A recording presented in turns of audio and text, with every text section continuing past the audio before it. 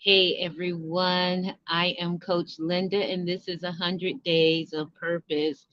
Um, I am about to drive home from a very busy day working with clients, and I decided, before I get too tired, let me just come on. I pulled over on the side of the road, and I'm coming on. Today's topic is it's not you, it's how you made me feel. Take a deep breath because this is going to get a little bit deep. Okay. Um, I want you to take a moment to think about shame. Think about shame, self inflicted shame, and shame that others put on you. I want you to think about that for a moment. I'll wait. So, when you're thinking about shame, self inflicted or shame that others put on you, let me explain what I mean by that. Have you ever heard someone say, "Oh, if I was you, I wouldn't wear that," or you might want to do it this way, right? Or um you are not pretty enough, you're not skinny enough, you're not what someone else's idea of perfect is. And you might say, well, Coach Linda, what does that have to do with purpose? Well, I'm going to tell you in a minute. The thing that I've recognized about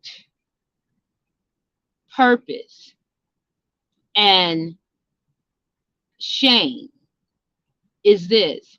Many times, I talked about number one, self inflicted shame, right? Self inflicted shame is this, where you believe what people say about you. It doesn't, and it didn't come from what they said about you. When they said you were ugly, when they said you were uneducated, when they said you would never amount to anything, you were already thinking that. You were already saying you're not good enough.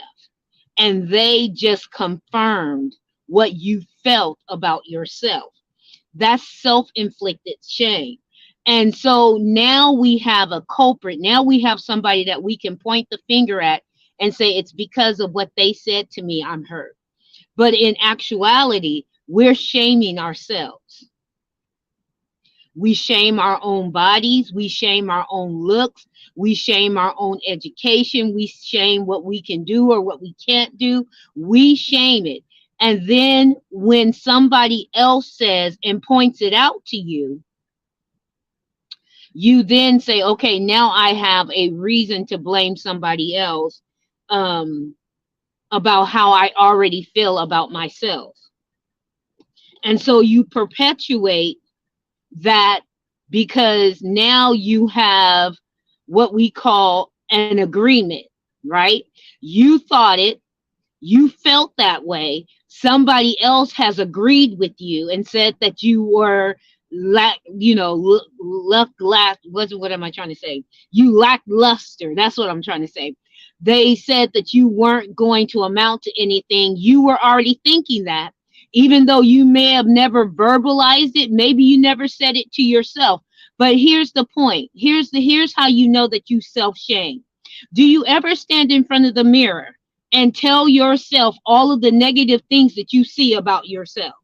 My eyes are crooked, my nose too big, my eyes are not the same size, my eyebrows are too thick or too narrow, or my lips are too big or too thin, or my face just doesn't have that symmetric look that I want, or my shoulders are too broad, or I got all of this belly fat. Or do you ever shame yourself when what you see in the mirror? So if someone comes up to you and says, girl, you look like you pregnant, now I've already told myself I'm ashamed of the belly fat, right? I've already said I'm too fat in the belly. I've already convinced myself that nobody wants me, because if they could see me in the way that I see myself, they wouldn't want me. And now somebody has come and said out loud what you thought when you looked in the mirror. Or maybe you said it out loud to yourself. And now you have someone to blame. And so now you can say, well, I can't accomplish my purpose. I can't do the things that I want to do. I can't make it happen because they said, right? And you have already inflicted shame on yourself. And now, because somebody else has agreed with you, you begin to perpetuate that shame and you begin to beat yourself over the head with it.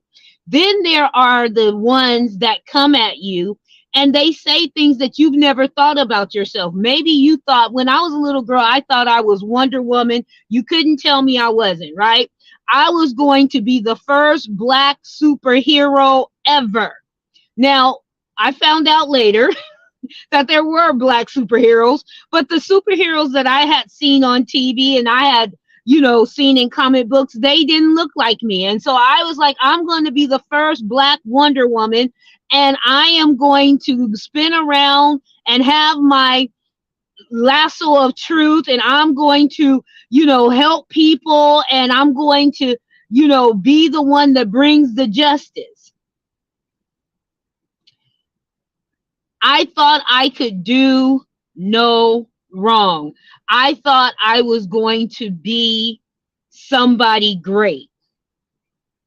And then someone told me, you're just like this person in your family. You're never going to amount to anything. Now, I wasn't thinking that about myself. I was thinking I was going to amount to a whole lot. But these people told me that my ideas and that my thought process about what I could do couldn't be achieved by me. Now, it could probably be achieved by someone other than me, but not by me, because you are rude, you are disrespectful, you are a bad seed, your skin color is too dark, you have a smart aleck mouth, whatever they said to me, you're the Sunday school brat, it's a laundry list of labels that they put on me. And I began to believe those labels, but they didn't originate with me. They originated with other people who maybe in retrospect, when I look back, some of them, they really thought that because they had never seen anyone accomplish those things. And so why would Linda be the one to break the mold? Why would, why? It's never been done before. She's dreaming. And it wasn't to squash my dream. It was just, that's not something that we're used to. We're not used to a little Black girl wanting to be something that grand, right? And so, I don't think everyone was a hater, but they told me something and they shamed me into believing that I couldn't do anymore. And so, going to our topic, it's not you, it's how you made me feel. Sometimes you can shame yourself. Then sometimes people can shame you. And how do you break the cycle? I just don't want to talk about shame and not give you some things, because if you're really taking the time to think about shame like I asked you to, if you're trying to see if shame is something that's operating in your life, that's hindering you, that's stopping you from being strategic, intentional, and on purpose with everything that you're trying to do, has somebody told you that you are not the one to break the mold, that you are not the one to accomplish that? I remember when I started talking about going into business for myself, everyone that I knew had a job. So what do you think you're going to do when everybody around you got a 9-to-5? What you going to do? Sit at home and do nothing? That's what they thought about starting a business. It was sitting at home doing nothing. And they told me, if a woman don't work, she don't eat. They quoted the Bible. If a man don't work, he don't eat. God didn't tell you not to work. All of that to get me to lay down my aspiration, to lay down the thing that I knew that I was meant to do. Thank God it didn't work, but it almost did.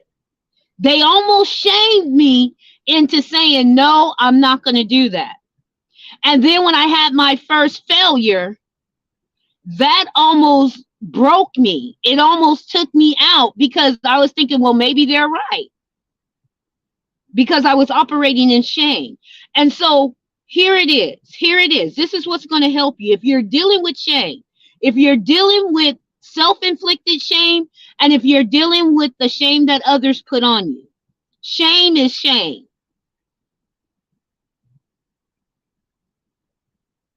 Shame is shame. Wherever the source comes from, it's shame.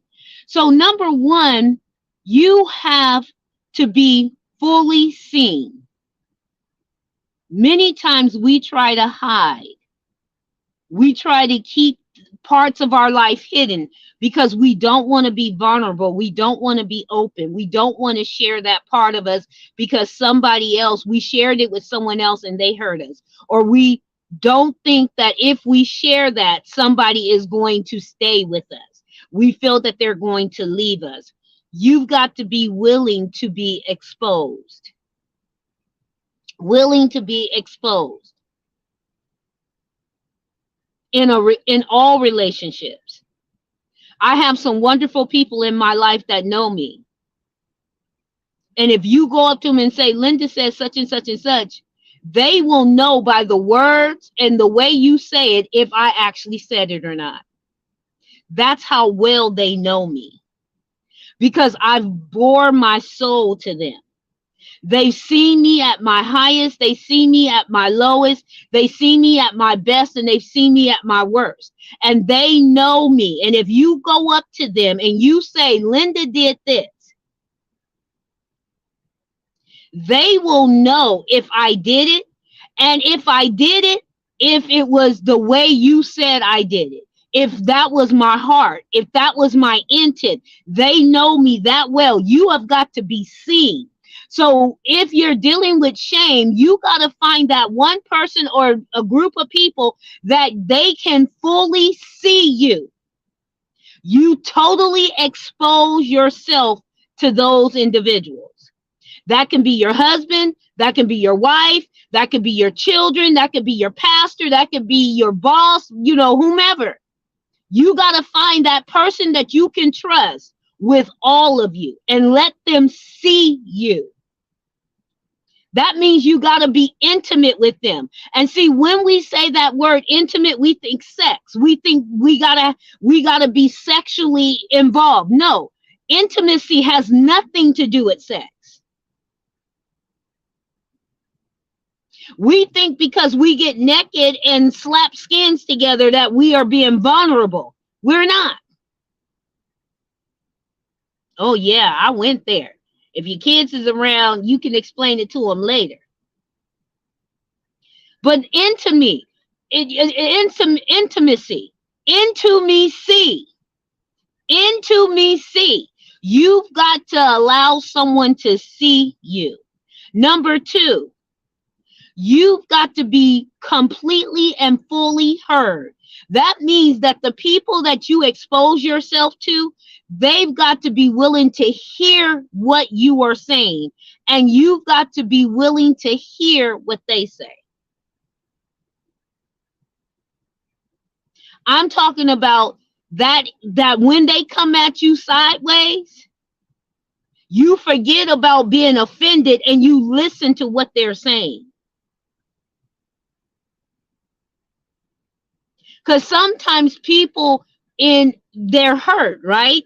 They're being vulnerable and they're trying to express something to you, and they can feel that you are not giving them 100% of yourself. You're not listening to them, and they become frustrated, and out of that frustration they can say things.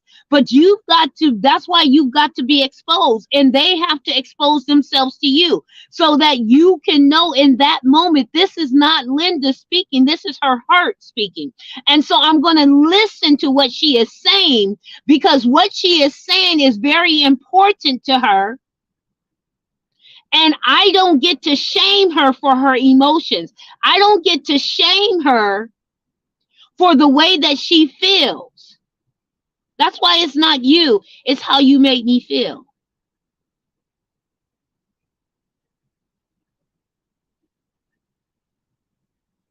And the last thing, so you got to be fully seen, you got to be fully heard, which brings me to this. If you're fully seen and you're fully heard, you will be fully known. That's why I said I have friends that if you go to them and say, Linda said this or Linda did this, they'll be like, okay, I know my friend Linda. And if she did that, what did you do? If she said that, what did you say? And then some of my friends will be like, Linda didn't say that. I know what Linda would have said given the situation you just told me. And that's not Linda. You didn't hear, you didn't listen to what Linda said. And so, no, you don't get to come and run my friend through the mud because you didn't hear what she said or you took it out of context. Fully known. I don't have to be around to defend myself. My friends, my true friends, you can't bring them dirt. You can't come and talk to them about me. They don't even entertain it. As soon as you say, Linda, da da da da da, I can't stand it. They be like, you know what? Shut it down, because you're not about to talk about my friend. Not to me, not today. And I'm the same way. You can't talk about my friend.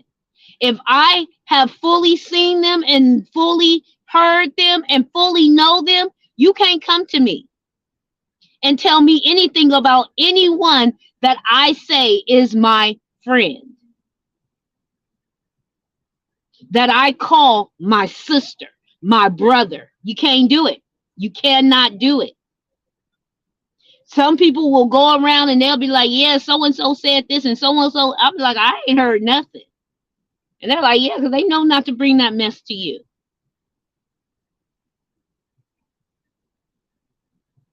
And if they do hear something, they be like, Linda, come here. Let me tell you what the streets are saying and how we gonna handle this. Not how you gonna handle it, how we gonna handle it. Right? So when you're dealing with shame, self-inflicted or something that someone else has inflicted on you, you got to be fully seen, fully heard, and fully known. Because when you expose the shame, when you confront the shame head on, you know who's for you and you know who's against you. And you stop walking around saying everybody is your hater and everybody is trying to do stuff to you and everybody is coming for you. Most time people don't even know where you at. And as quiet as it's kept, they could care less.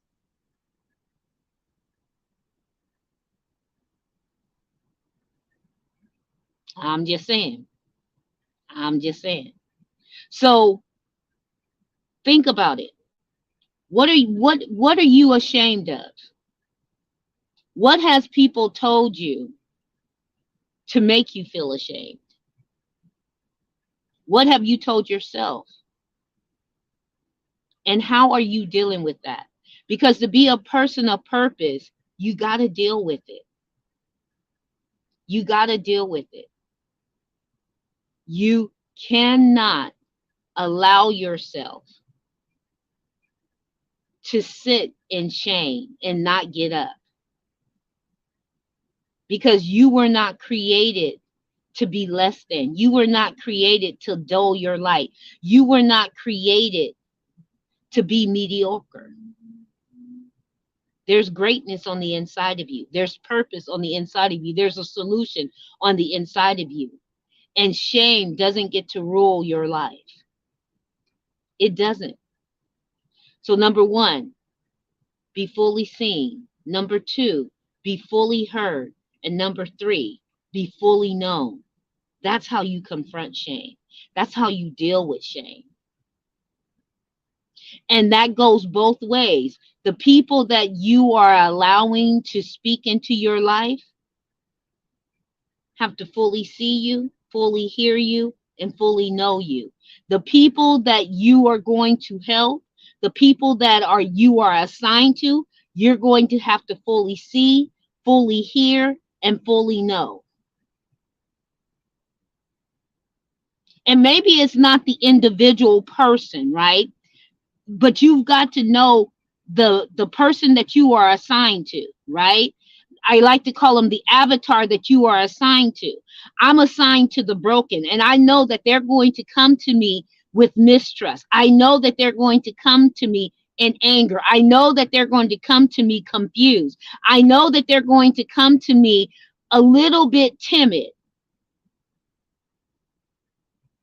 because they trusted someone before me and that person let them down.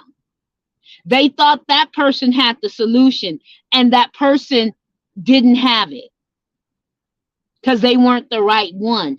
And I realized that. And so I have to fully hear them. I have to fully see them, and I have to fully know them. I know the avatar. I know I may not know their name. I may not know their face, but I know them. And when they come to me and they say, you know what, I heard you telling a story. I heard a speech that you gave.